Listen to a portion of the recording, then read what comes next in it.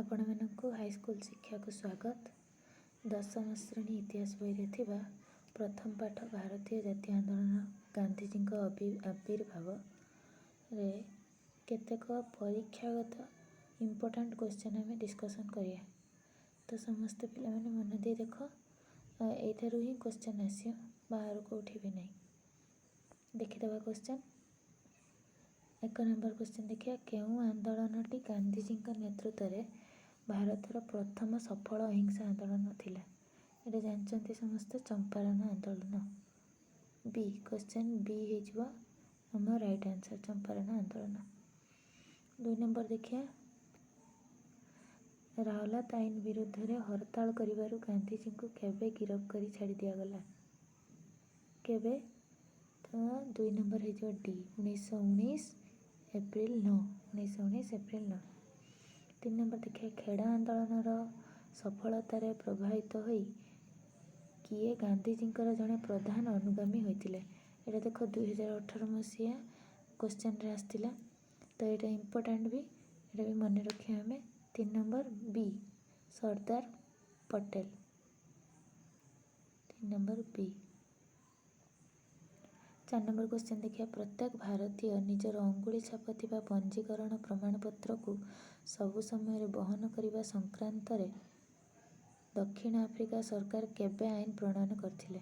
କେବେ କରିଥିଲେ? 4 ନମ୍ବରର ହେଇଯିବ ସି, 1906 ମସିହା। 1906 ମସିହାରେ ହୋଇଥିଲା। ତ ନେକ୍ସଟ ଦେଖିବା 5 ନମ୍ବର କ୍ୱେଶ୍ଚନ୍ ଦେଖିବା, ରାଓଲାତ ଆଇନ କେବେ ଗୃହୀତ ହୋଇଥିଲା? ଟିକେ ଭଲସେ ଦେଖାଉନି, ଭଲସେ ଦେଖ ଜାଣିପାରିବ। ରାଓଲାତ ଆଇନ କେବେ ଗୃହୀତ ହୋଇଥିଲା? 5 ନମ୍ବରର ହେବ ଆନ୍ସର୍ ବି, 1919 ମାର୍ଚ୍ଚ 18। 1919 ମାର୍ଚ୍ଚ 18। 6 ନମ୍ବର, ଗାନ୍ଧିଜୀ ଦକ୍ଷିଣ ଆଫ୍ରିକାର କେଉଁ ସ୍ଥାନକୁ ଯାଇଥିଲେ? କେଉଁ ସ୍ଥାନକୁ ଆମେ ପୂର୍ବ କ୍ଲାସ୍ରେ ବି ଡିସ୍କସନ୍ କରିଥିଲେ? ନାଟାଲକୁ ଯାଇଥିଲେ। କେଉଁଠିକି? ନାଟାଲ। 7 ନମ୍ବର କ୍ୱେଶ୍ଚନ୍ ବି ଇମ୍ପୋର୍ଟାଣ୍ଟ। କିଏ ଗାନ୍ଧିଜୀଙ୍କୁ ମହାତ୍ମା ଆଖ୍ୟା ଦେଇଥିଲେ? ପୂର୍ବ କ୍ଲାସ୍ରେ ବି ପଢ଼ିଥିଲେ। କିଏ? ରବୀନ୍ଦ୍ରନାଥ ଟାଗୋର ବା ଠାକୁର। 8 ନମ୍ବର ଦେଖିବା, ଗାନ୍ଧିଜୀ କେଉଁ ଆନ୍ଦୋଳନରେ ପ୍ରଥମ ଥର ପାଇଁ ସତ୍ୟାଗ୍ରହ ପ୍ରୟୋଗ କରିଥିଲେ? 8 ନମ୍ବରରେ ହେଇଯିବ ସି, ଚମ୍ପାରଣ ଆନ୍ଦୋଳନ। କାହାର ନିମନ୍ତ୍ରଣ କ୍ରମେ ଗାନ୍ଧିଜୀ ଚମ୍ପାରଣ ଯାଇଥିଲେ? କାହାର? କିଏ ନିମନ୍ତ୍ରଣ କରିଥିଲେ? 9 ନମ୍ବର ହେଇଯିବ ଏ, ରାଜକୁମାର ଶୁକ୍ଳା। 10 ନମ୍ବର କ୍ୱେଶ୍ଚନ୍ ଦେଖିବା, ଜାଲିଆନାବାଗ ହତ୍ୟାକାଣ୍ଡ କେବେ ସଂଗଠିତ ହୋଇଥିଲା? ଜାଲିଆନାବାଗ ହତ୍ୟାକାଣ୍ଡ ଆମର 1919 ଏପ୍ରିଲ 13 ତାରିଖ ହୋଇଥିଲା। ସେଠି ମଧ୍ୟ ଅନେକ ଜଣ ମରିଯାଇଥିଲେ ବା ମୃତ୍ୟୁବରଣ କରିଥିଲେ। 11 ନମ୍ବର କ୍ୱେଶ୍ଚନ୍ ଦେଖିବା, ଜାଲିଆନାବାଗ ହତ୍ୟାକାଣ୍ଡ ପରେ ଗାନ୍ଧିଜୀ କେଉଁ ଉପାଧି ତ୍ୟାଗ କରିଥିଲେ? କେଉଁ ଉପାଧି ତ୍ୟାଗ କରିଥିଲେ? କାଇଜର ଇ ହିନ୍ଦ ଉପାଧି ତ୍ୟାଗ କରିଥିଲେ। ଏଟା ବି କ୍ୱେଶ୍ଚନ୍ରେ ଆସିଛି 2016 କ୍ୱେଶ୍ଚନ୍ରେ, ତ ଏବେ ବି ଆସିପାରେ, କିଛି ଗ୍ୟାରେଣ୍ଟି ନାହିଁ, ତୁମେମାନେ ପଢ଼ିବ। 12 ନମ୍ବର କ୍ୱେଶ୍ଚନ୍, ମହାତ୍ମା ଗାନ୍ଧୀ ଦକ୍ଷିଣ ଆଫ୍ରିକାରୁ କେବେ ଭାରତକୁ ପ୍ରତ୍ୟାବର୍ତ୍ତନ କରିଥିଲେ? ମହାତ୍ମା ଗାନ୍ଧୀ 12 ନମ୍ବର ହେଇଯିବ ଆନ୍ସର୍ ଡି, 1915 ଜାନୁଆରୀ 9 ତାରିଖ ଦିନ ପ୍ରତ୍ୟାବର୍ତ୍ତନ କରିଥିଲେ ଭାରତକୁ। 13 ନମ୍ବର କ୍ୱେଶ୍ଚନ୍ ଦେଖିଦେବା। ସାଙ୍ଗେ ସାଙ୍ଗେ ଆମେ କ୍ୱେଶ୍ଚନ୍ ଗୁଡ଼ା ଡିସ୍କସନ୍ କରିଦେବା, ତ ଜଲ୍ଦି ସରିଯିବ, ତ ସମସ୍ତେ ଭଲସେ ଲକ୍ଷ୍ୟ କରୁଥାଅ। 13 ନମ୍ବରରେ ଦେଖିବା, କାହାର ସମ୍ପାଦନାରେ ନବଜୀବନ ଓ ୟଙ୍ଗ ଇଣ୍ଡିଆ ନାମକ ଦୁଇଟି ପତ୍ରିକା ପ୍ରକାଶ ହୋଇଥିଲା? କାହାର ସମ୍ପାଦନାରେ? କାହାର? 13 ନମ୍ବରର ଆନ୍ସର୍ ହେଇଯିବ ଡି, ମହାତ୍ମା ଗାନ୍ଧୀଙ୍କ ସମ୍ପାଦନାରେ। ମହାତ୍ମା ଗାନ୍ଧୀଙ୍କ ସମ୍ପାଦନାରେ କ'ଣ କ'ଣ ପତ୍ରିକା ଦୁଇଟା ହେଇଥିଲା? ନବଜୀବନ ଆଉ ୟଙ୍ଗ ଇଣ୍ଡିଆ। କେବେ ମହାତ୍ମା ଗାନ୍ଧୀ ଜନ୍ମଗ୍ରହଣ କରିଥିଲେ? ଏଇଟା ତ ସମସ୍ତେ ଜାଣିଥିବ, ସବୁବେଳେ ଆମେ ତାଙ୍କରି ଜୟନ୍ତୀ ବି ପାଳନ କରି ଆସୁଛନ୍ତି। 14 ନମ୍ବରର ଆନ୍ସର୍ ହେଇଯିବ ସି, ଅପସନ୍ ସି, 1869 ମସିହା ଅକ୍ଟୋବର 2 ତାରିଖ। 15 ନମ୍ବର ଦେଖିଦେବା, କସ୍ତୁରୀବାଙ୍କୁ ସମସ୍ତେ ଶ୍ରଦ୍ଧାରେ କ'ଣ ବୋଲି ସମ୍ବୋଧନ କରୁଥିଲେ? କସ୍ତୁରୀବାକୁ ସମସ୍ତେ ବା ବୋଲି ସମ୍ବୋଧନ କରୁଥିଲେ। ବା, ମା ନୁହଁ, ବା। 16 ନମ୍ବର ବି 2020 ମସିହାରେ ଆସିଥିଲା। ତ ଆମେ ଯୋଉଟା କ୍ୱେଶ୍ଚନ୍ ଗୁଡ଼ା ଆସିଛି ସେଗୁଡ଼ା ଟିକେ ଧ୍ୟାନ ଦେଇକି ଦେଖିବା। ବିହାରର ଚମ୍ପାରନ୍ ଜିଲ୍ଲାରେ ଚାଷୀମାନଙ୍କୁ ଜମିର କେତେ ଭାଗ ଅଞ୍ଚଳରେ ନୀଳ ଉତ୍ପାଦନ କରିବା ପାଇଁ ଇଂରେଜ ବୃକ୍ଷରୋପଣକାରୀମାନଙ୍କୁ ବାଧ୍ୟ କରିଥିଲେ? କେତେ ଭାଗ? 3 ଭାଗ ଜମି, 3 ଭାଗ ଅଞ୍ଚଳରେ 3 ଭାଗ ଅଞ୍ଚଳରେ ଚାଷ କରିବା ପାଇଁ କହିଥିଲେ। 17 ନମ୍ବର, କାହିଁକି ଗାନ୍ଧୀଜୀ ଇଣ୍ଡିଆନ୍ ଓପିନିଅନ୍ ନାମକ ଏକ ସମ୍ବାଦ ପତ୍ରିକା ପ୍ରକାଶ କରିଥିଲେ? ଏଇଟା ବି ଦେଖ 2019 ମସିହା କ୍ୱେଶ୍ଚନ୍ ଆସିଛି। 17 ନମ୍ବର ବି ହେଇଯିବ ଶ୍ୱେତାଙ୍ଗମାନଙ୍କ ଅତ୍ୟାଚାର ସମ୍ବନ୍ଧରେ। କେଉଁମାନେ ଅତ୍ୟାଚାର କରୁଥିଲେ? ଶ୍ୱେତାଙ୍ଗମାନଙ୍କ ଅତ୍ୟାଚାର। ଏଠି ଇଂରେଜ ଦେଇଛି, ଶ୍ୱେତାଙ୍ଗ ଦେଇଛି, କୃଷକମାନଙ୍କର ଦେଇଛି, ଶ୍ରମିକମାନଙ୍କର ଦେଇଛି। କନଫ୍ୟୁଜ୍ ହେଇଯିବ ତୁମେ, ଇଂରେଜମାନଙ୍କର ବି ମାରିପାର, କିନ୍ତୁ ଇଂରେଜମାନେ ହେବନି, ଶ୍ୱେତାଙ୍ଗମାନଙ୍କର ହେଇଯିବ।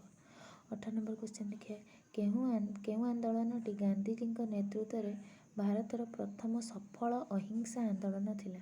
ଗାନ୍ଧୀଜୀ ଅହିଂସା ପରାୟଣ ଥିଲେ ନା, ତ ତାଙ୍କର ସଫଳ ଅହିଂସା ଆନ୍ଦୋଳନଟା କେଉଁଟା ଆମର ଥିଲା?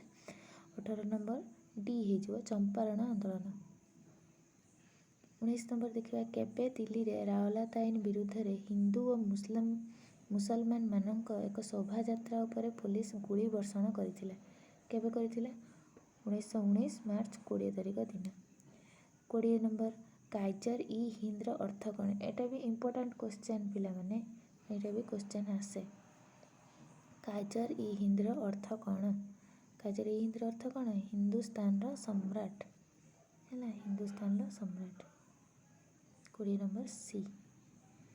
21 ନମ୍ବର ଦେଖିଦେବା, କେଉଁ ଇଂରେଜ ଜେନେରାଲଙ୍କ ଦ୍ୱାରା ଜାଲିଆନାବାଗ ହତ୍ୟାକାଣ୍ଡ ସଂଘଟିତ ହୋଇଥିଲା? କେଉଁ ଇଂରେଜ? କୁହ, ତୁମେମାନେ କୁହ। ଜେନେରାଲ ଡାୟର, ଯାହାକି ଏତେ ଗୁଳି ବର୍ଷଣ କରିଥିଲେ ଯେ କେତେଜଣ ଲୋକ ସେଠି ମରିଥିଲେ, କମେଣ୍ଟ ସେକ୍ସନରେ ମୋତେ ଜଣାଇବ।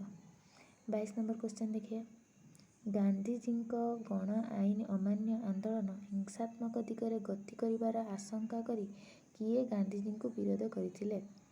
ମାନେ ଗାନ୍ଧୀଜୀଙ୍କର ଯେଉଁ ଗଣ ଆନ୍ଦୋଳନ ସେଟା ହିଂସାତ୍ମକ ଦିଗରେ ଗତି କରିବାର ଆଶଙ୍କା ହେଉଛି ବୋଲି କିଏ ଗାନ୍ଧୀଜୀଙ୍କୁ ବିରୋଧ କରିଥିଲା?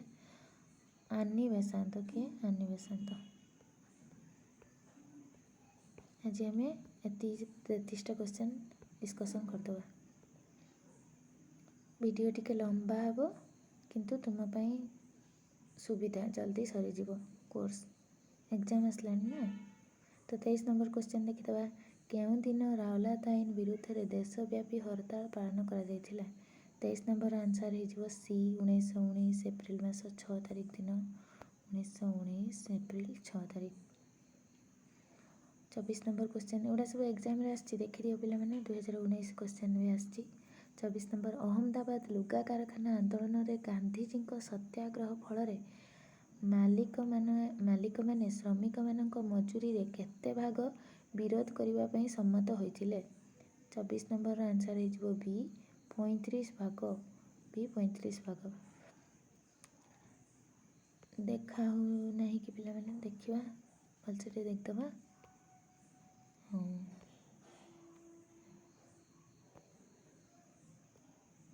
ଚାଷୀମାନଙ୍କ ସମସ୍ୟାର ଅନୁଧ୍ୟାନ ପାଇଁ 1917 ଏପ୍ରିଲରେ ଗାନ୍ଧୀଜୀ କେଉଁଠାରେ ପହଞ୍ଚିଥିଲେ?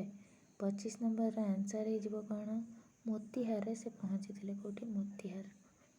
ଏଟା ବି କ୍ୱେଶ୍ଚନ୍ ଆସିଥିଲା 2020 ମସିହା।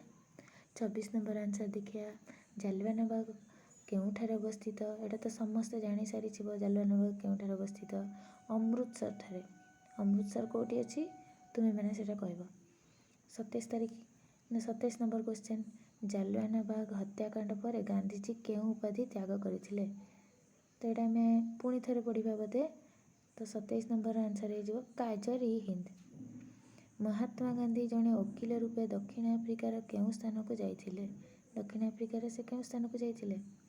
28 ନମ୍ବର ସି ହେଇଯିବ ନାଟାଲ। କେତେ ମସିହାରେ ଗାନ୍ଧୀଜୀ କସ୍ତୁରବାଙ୍କୁ ବିବାହ କରିଥିଲେ? ଏଇଟା କିଛି ଇମ୍ପୋର୍ଟାଣ୍ଟ କ୍ୱେଶ୍ଚନ୍ ନୁହେଁ, ଏମିତି ଖାଲି ଜାଣିଥାଅ। 1882 ମସିହା। ଶ୍ୱେତାଙ୍ଗମାନଙ୍କ ଅତ୍ୟାଚାର ସମ୍ବନ୍ଧରେ ଜନସାଧାରଣଙ୍କୁ ଅବଗତ କରାଇବା ପାଇଁ ଗାନ୍ଧୀଜୀ ପ୍ରକାଶ କରିଥିବା ସମ୍ବାଦ ପତ୍ରିକାର ନାମ କ'ଣ ଥିଲା? 30 ନମ୍ବର ହେଇଯିବ ଇଣ୍ଡିଆନ୍ ଓପିନିଅନ୍। ଏଟା ପଢ଼ିଥିଲେ ପୂର୍ବ କ୍ଲାସ୍ରେ। କାହାର ଅନୁରୋଧ କ୍ରମେ ଗାନ୍ଧିଜୀ ଚମ୍ପାରଣ ଜିଲ୍ଲାର ସଦର ମହକୁମା ମୋତିହାରରେ ପହଞ୍ଚିଥିଲେ?